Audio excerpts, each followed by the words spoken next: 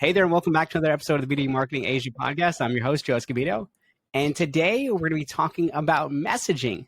My guest today is Bhavana Gupta, who is the Associate Director of Global Marketing at INSEAD. You mentioned earlier that you came across some interesting insights, talking about different messaging, how people digest it. So I'd love to hear more. Sure.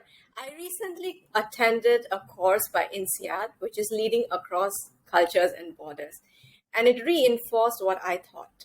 Essentially, people across different cultures communicate differently. Some are energized by statistics, some are energized by a beautiful photo, some may need an inspirational quote, some like the messaging to be very direct to the point, and some like a little bit more context. And likewise, when our consumers are looking at our messages, some may like to see it in a video, some may want to hear it through a podcast, some are readers. So when we're developing our campaigns and we go beyond the buyer personas and customer segmentation, and also be aware and keep in mind that people consume information differently. Yeah, very interesting. So you talked about different formats appealing to different people. I guess the question for many folks listening or watching is, how do you determine? Is it just a case of you creating all different types of content, whether it's video, audio, text, graphics, or do you want to keep it skewed based on one particular type of format? So I think we have all heard the word elastic content. We develop a piece, and then we can, instead of creating multiple pieces and in different formats, you can take a particular piece and then develop multiple formats to it. Short form, long form. So if we are talking about, we have just gone past International Women's Day, and if we are talking about something to inspire, let's say we talked to our alumni and we asked them, what are some of the stereotypes that they had encountered in their personal and professional life that they would like to overcome or they would like to break? And we got a variety of answers. Now we can take those answers and give it to our consumers in different formats. And we can, again, in addition to formats, I think what's a lot more interesting is some people are visionaries. So we give it to them in a very futuristic way. Some people may like data. So we tell them 10 out of 20 women are still underpaid. For instance, some people are very relationship oriented. So to them, we can again take the same piece and talk about the kind of people who have helped this particular woman become successful. You talked about the different types of people, visionaries, people who value relationships. Do you think, based on the insights, that skews more towards a particular region or a particular country or a particular role? So there's a book by our professor, Erin Mayer, who has written a book called The Culture Map. And she has studied a variety of cultures on 8 dimensions. For instance, people in France are a lot more relationship oriented as compared to Australia, who are more task-based. And then people in India are not comfortable with silence. Australians are not comfortable with silence. And there are other countries where people are comfortable with silence. A lot of Middle Eastern countries are what we refer to as high context communicators. So there's not a lot of details that take place in those communications. And then there is Australians who are low context communicators, and a lot of details.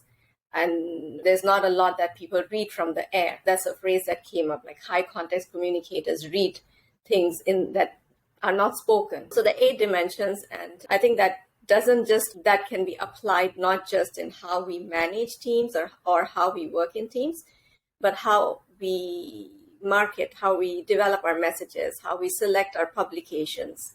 Adding on to that, not only from a marketing lens, but also from a sales, because when we speak to a lot of sales leaders, they talk about, for example, in Indonesia or China, you have to have these relationship building initiatives before you even talk about business. So obviously that plays a role in how you communicate with them and you sell to them. You have to have that relationship. Whereas in the US, you can get on a call, someone 5 minutes, okay, yeah, deal or no deal thing. And so it's a very different way of building relationships and marketing and selling internationally. Yeah, and if we talk about sales, there's also hierarchical. Some cultures are more hierarchical, others are egalitarian. So in hierarchical culture, for example, China, Japan, Korea, they may prefer someone who is of a higher hierarchy in an organization approach them to sell their product, and it would have a bigger impact. And if we talk about egalitarian cultures, again, Australia is one of them, it may not make such a big difference. Scandinavian countries, egalitarian again. So they are not too concerned about what is the designation of the person who is selling me the product. We were talking about this on a previous podcast, is the one client was A/B testing different roles in the signature. So one group went to manager level and they sent it from the director, the VP, and then they sent another test from the manager level with that same company. And they found that they had a better engagement when they sent it from the same level versus a higher level or a lower level. So I thought that was quite interesting in how we match what is similar to us and what resonates with us. I'm not sure if you've experienced anything similar in your marketing communication. I think, again, it's very cultural because INSEAD is such a global organization, and we are bringing participants from all over the world. So we do see those cultural nuances, like in certain markets, as I've mentioned, the designations matter, and in some markets, it's of no consequence at all. It is very important that you understand the cultural nuances, how people work, how they communicate, what their purchasing habits are, how do you build relationship with them, because the American way may not work. So it is important. And I'll give you an example. When I went to China to meet with a partner university that INSEAD works with, it was very different. A lot of decisions, a lot of conversations that took place over informal lunches, very important, which was another learning for me. Yes, that reminds me of my days in China. The most of the business was done, over the lunch table. We talked a lot about personal lives and what your hobbies were and interests, and then only at the very end when you talk about business at all. And I think that's how like you said, it's a very relationship where the chemistry has to be there. If they feel like the chemistry is not going to be there, then it doesn't matter if the business deal is great. They're just not going to go ahead with it. That's how they build trust. Yes. And once that trust is built, even verbal agreements are honored. They don't need to be legal written contracts in certain instances.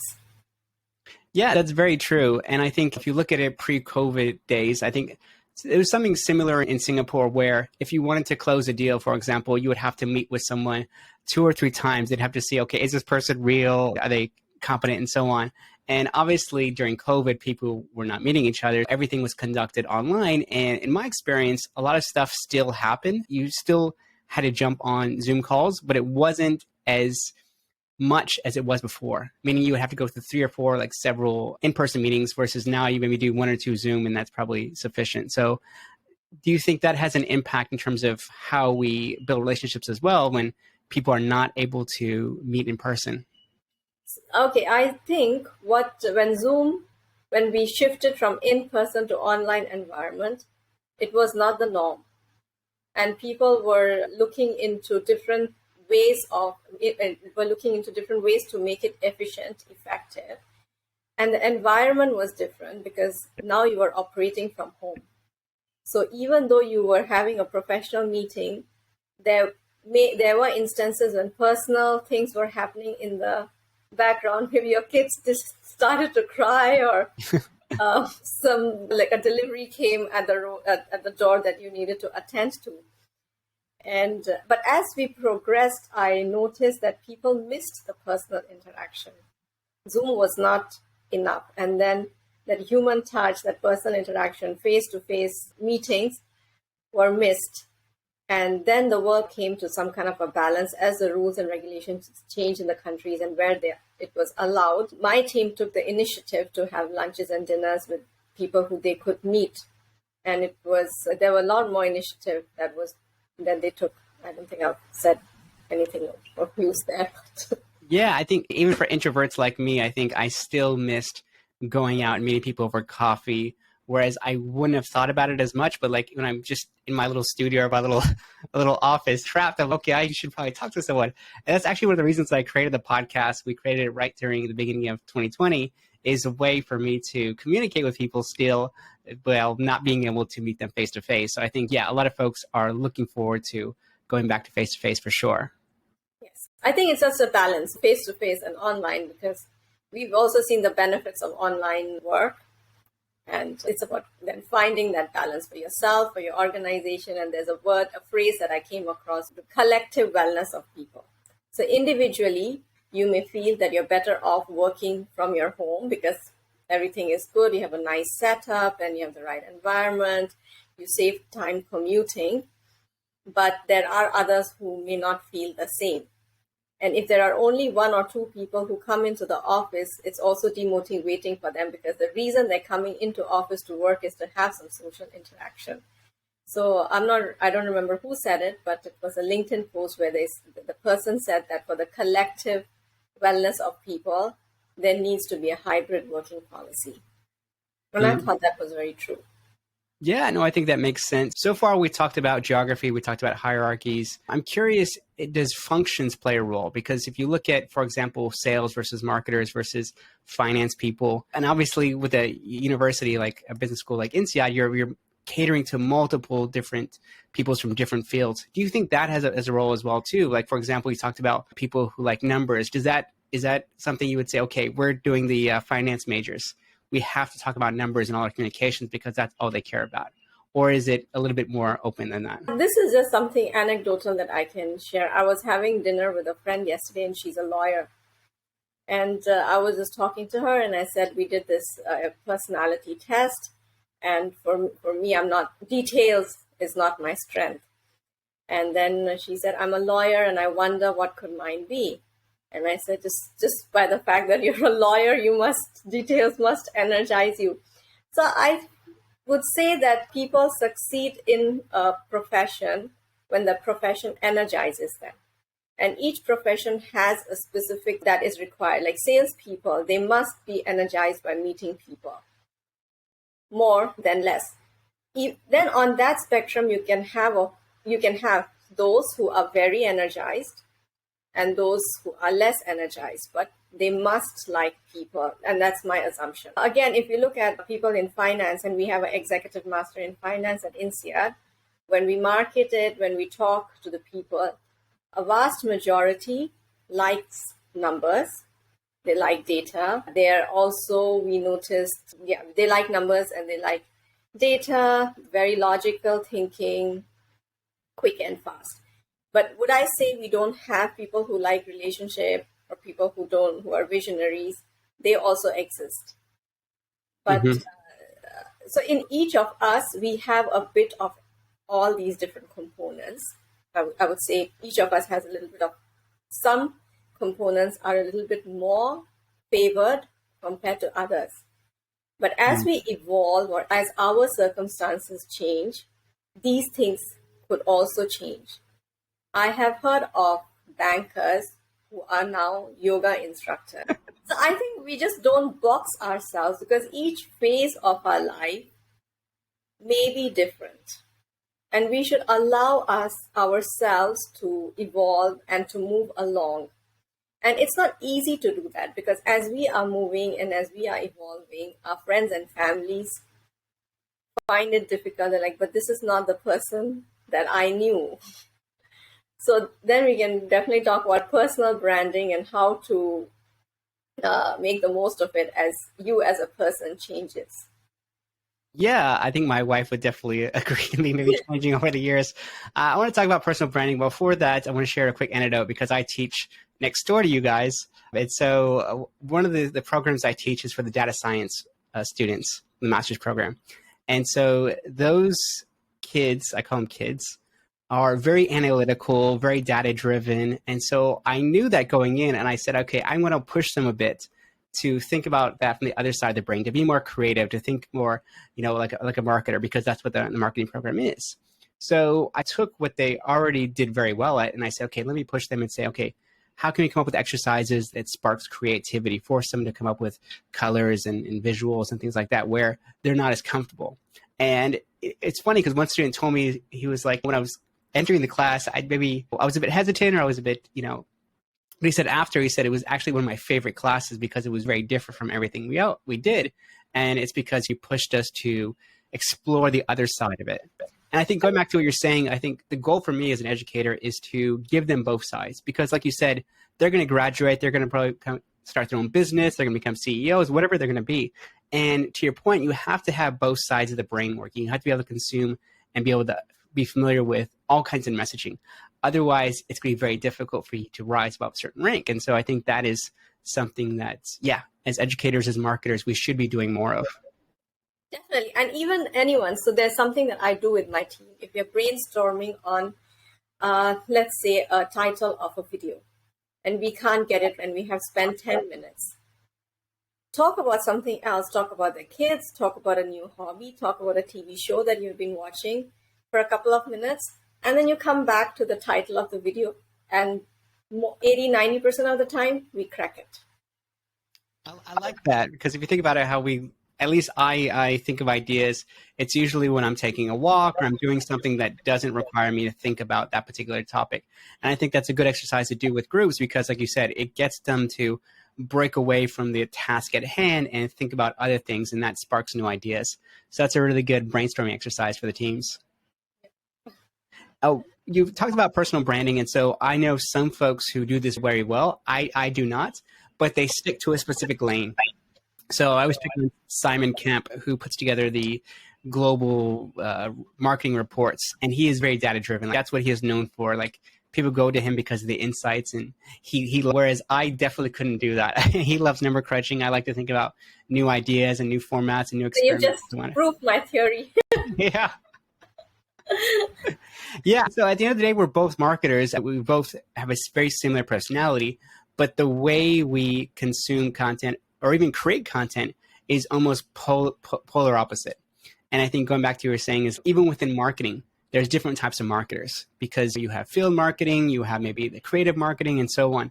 And you need to speak almost to that specific set of people in order to resonate with them. Otherwise, like you said, you run the risk of saying, oh, all marketers are extroverted and they're creative, when that's not the case. I think some people like the numbers, they like doing the analytics, they love that. If you want to communicate with those specific people, then you have to have the numbers and data to back it up. Otherwise, it'd be like, oh, it's just wishy-washy and so on. So you then build a team of people who are not like you. So I will never hire, and never is a strong word, but I won't hire someone who is like me, because I'm already there. So I hire someone who's completely not like me. I had the exact same way as well, too, when I was building a team.